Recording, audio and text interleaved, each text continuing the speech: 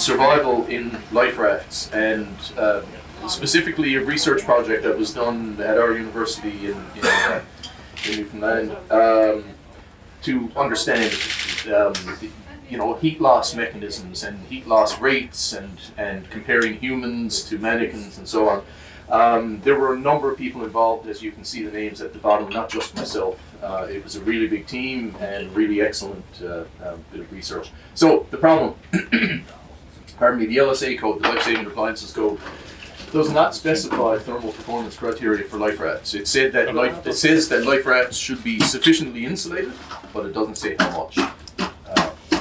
Nobody, of course, is.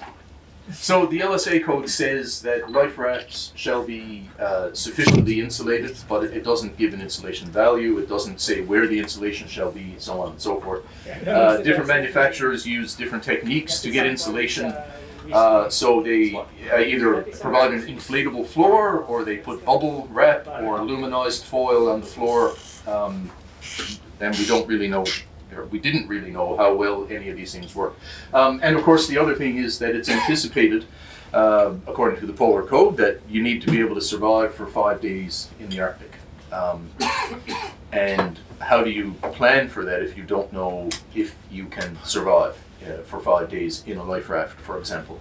And I think it was Joe Carroll who said, Joe Costello, who said from Portsmouth at our meeting in Rome that your survival needs as a human are, number one, oxygen. Number two, you need thermal protection or thermal regulation. And number three, you need hydration, and then food and so on. So the second most important need here is a thermal need, and if there's not enough thermal protection, then there's a reasonable chance that you wouldn't survive. So the objectives of our research were to develop a thermal protection criteria for inflatable rafts, assuming that the occupants had minimal protection. So what we did was we provided a clothing ensemble to the human participants, and we kept that consistent throughout all tests. We wanted to propose a methodology for testing of inflatable life rafts for thermal protection performance specifically. We wanted to be able to develop some tools that SAR planners could use for predicting survival times for people who may have had to abandon ship into a life raft. And we wanted to be able to provide guidance for manufacturers and for training authorities to improve the chances of survival for people who are in life rafts. So we got ethics approval from our ethics board, and we recruited 8 healthy participants. They were relatively young. You can see some of the specifics here, and again, we gave them all a consistent clothing ensemble. So coveralls, basic footwear, gloves, basic undergarments, and SOLAS approved life jacket. Now this guy is wearing some other stuff that's measuring the metabolic rate, but not everybody was given that equipment. It was only specific individuals. We also did testing with a thermal mannequin. So this is a mannequin that's manufactured in the US. It has 23 zones. It's based on the 50th percentile North American male, which amazingly is 71 kilograms. I don't believe it. And it's submersible. So, and what I mean by 23 zones is the body of the mannequin is divided into 23 thermally isolated zones. So you can tell the heat loss from the front of the arm compared to the back of the arm, from the front of the torso compared to the back of the torso, and so on. And that's important because if you want to determine where the heat is being lost, then that's a great way to be able to do it. It's made from aluminum, and it was given the same clothing ensemble as the human participants. So the test program, there were 4 conditions that each of the participants were exposed to.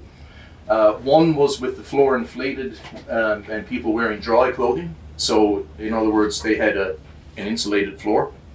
So eye dry, you'll see that in a few of the graphs. The other was with the floor insulated but with wet clothing. So what we did there was sprayed them down every hour to keep them cold and wet. And I should say my wife actually volunteered for this experiment. And when she's a fairly small and she was paired up with a guy who's about my size, and he did not last as long as she did. So, and when she was asked why she volunteered for this, she said it was a great day away from the kids. I thought the kids were pretty good, but anyway. Then the other two conditions were with the floor uninflated, so no insulation underneath the participants, and then of course one of the cases was dry clothing, the other was wet clothing. And then we repeated all these conditions with an additional 4, I'll call them secondary participants. So what I mean by that is we were curious to see if you had one person in the raft sitting here and another person sitting opposite with nobody on either side of them, and then to compare that to the situation where we had several people sitting next to the primary person.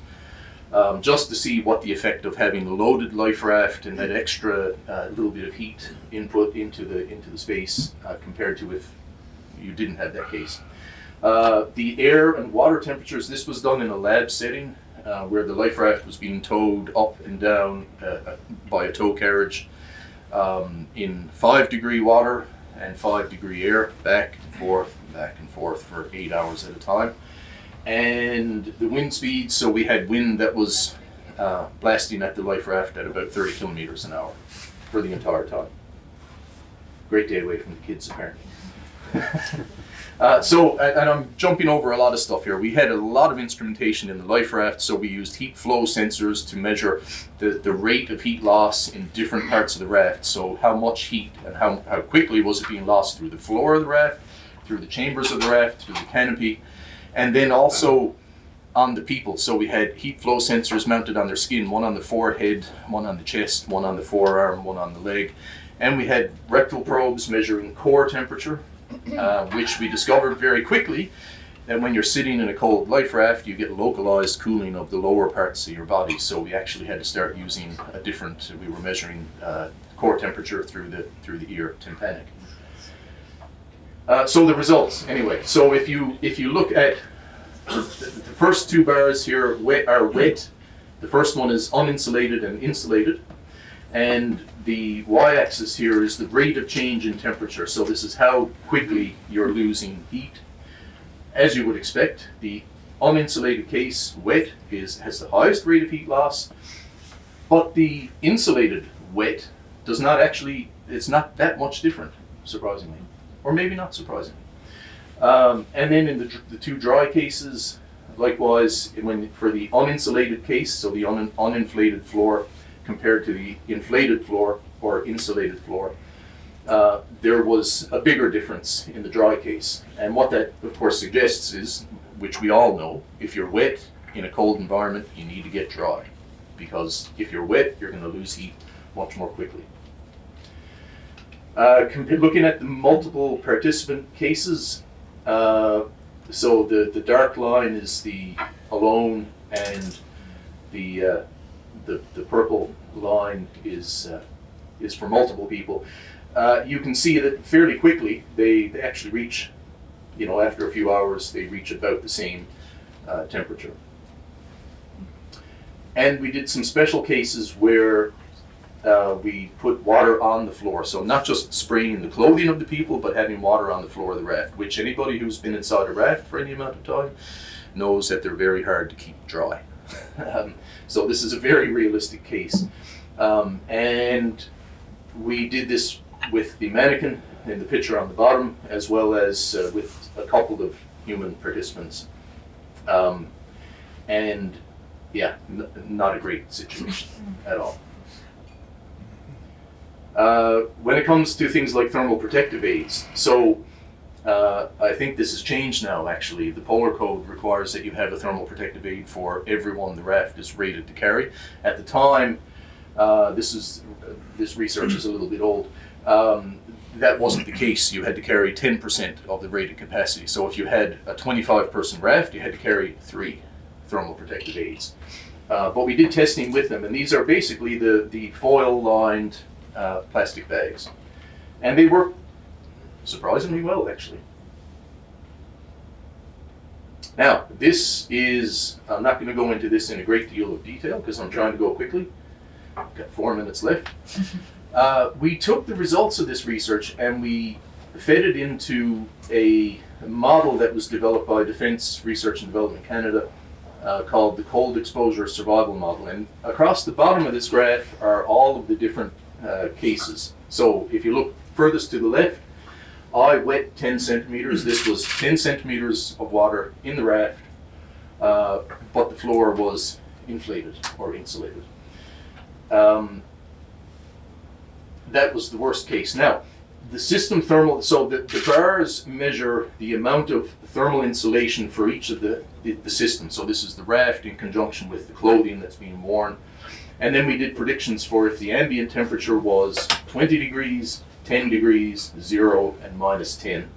And then we looked at survivability, so functional survival or basic survival, which is you can't help yourself. And just to draw your attention, so for example, at 0 degrees Celsius, all of these cases, the person should be able to survive.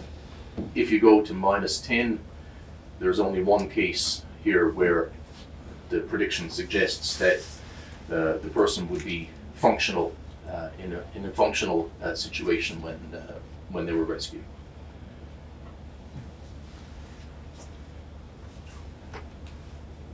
And my slide is not advancing. Sorry, I'll jump through that. Now, so this is some training guidance that came out of that research as well. And again, these are things that we know, I think, to a large degree, but number one, if you have water in the raft, you need to get water out of the raft. Then you need to close your canopy, open it only as necessary. When your canopy is closed, of course, you have an accumulation of carbon dioxide that everybody is exhaling, so you need to manage that if you can.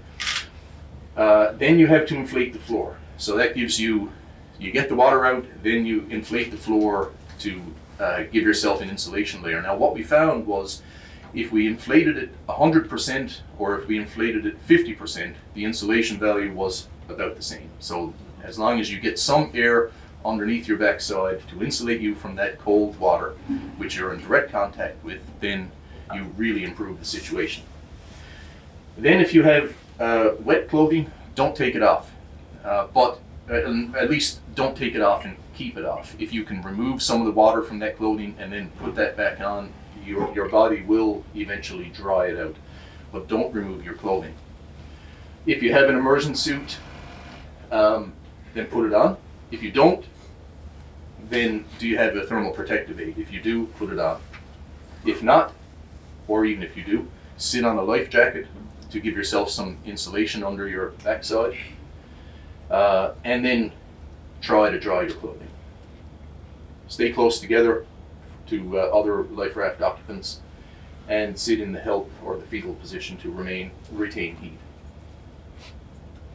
So the heat conductance, it decreases considerably with floor inflation. And of course this is because the rate of heat loss for conduction compared to convection, into the air, it happens more quickly. Heat conductance is about the same with the floor inflated half or fully.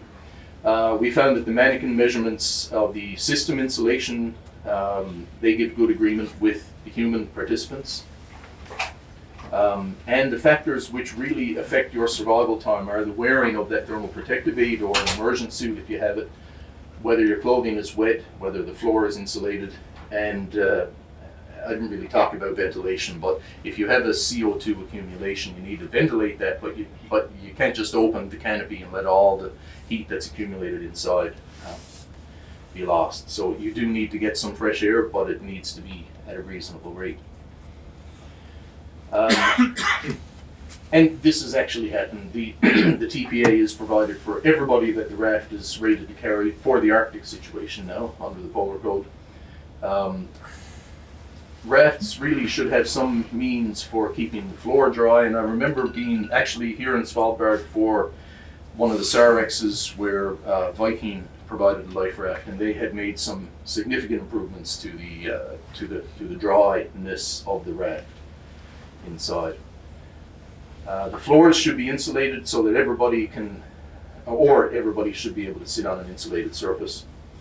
and they should have some means for controlling that ventilation. And of course, training standards, we reviewed a lot of the training standards, certainly in Canada, and discovered that there was not a whole lot of focus put on the thermal considerations when surviving in life rafts, but maybe we should spend some more time on this as well.